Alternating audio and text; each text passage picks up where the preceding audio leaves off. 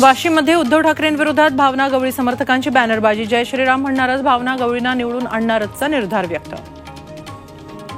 मवियाच्या जागा वाटपाआधीच ठाकरे गटाच्या प्रचार कार्यालय सुरू। संभाजीनगरमध्ये चंद्रकांत खैरेंच्या हस्ते स्तंभ पूजन उद्घाटन। नाशिकमधून निवडणूक लढण्यावर शांतगिरी महाराज ठाम। हेमंत गोडसेंची उमेदवारी जाहीर झालेली असतानाही निवडणूक लढणारच। अजित पवार उद्या बारामतीत 7 सभा घेणार। उद्या सुनेत्रा पवारांची उमेदवारी जाहीर होण्याची शक्यता। मनसेच्या राजीनाम्यानंतर मोरेंना काँग्रेसमध्ये येण्याची ऑफर। मोहन जोशींनी घेतली भेट, तर येत्या 2 दिवसात मोरे भूमिका स्पष्ट करणार।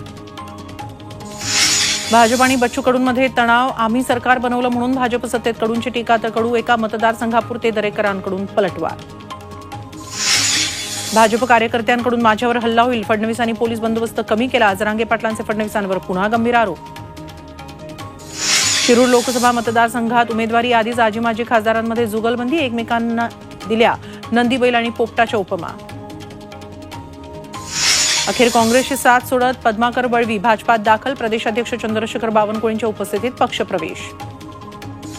राणा दाम्पत्यानं केलेलं साडी वाटप वादात। साड्या आहेत की मच्छरदानी, आदिवासी बांधवांचा सवाल। तर आई नेसते त्याच दर्जाच्या साड्या दिल्याचा राणांचा दावा।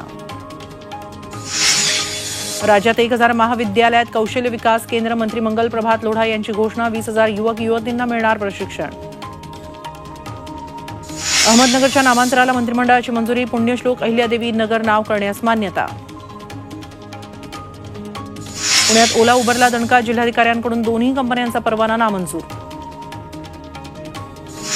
बंगळुरू स्फोटाप्रकरणी एनआयला पहिलं यश। कर्नाटकातील बल्लारीमधून संशयित आरोपीला अटक।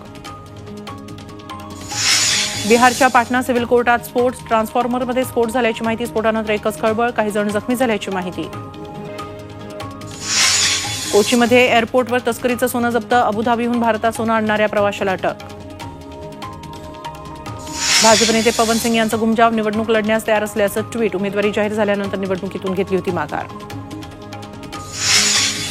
काँग्रेसचं महिलांबाबतचं धोरण राहुल गांधींकडून जाहीर। 50% शासकीय नोकऱ्या महिलांना देणार। प्रत्येक जिल्ह्यात नोकरी करणाऱ्या महिलांसाठी हॉस्टेलचीही सुविधा।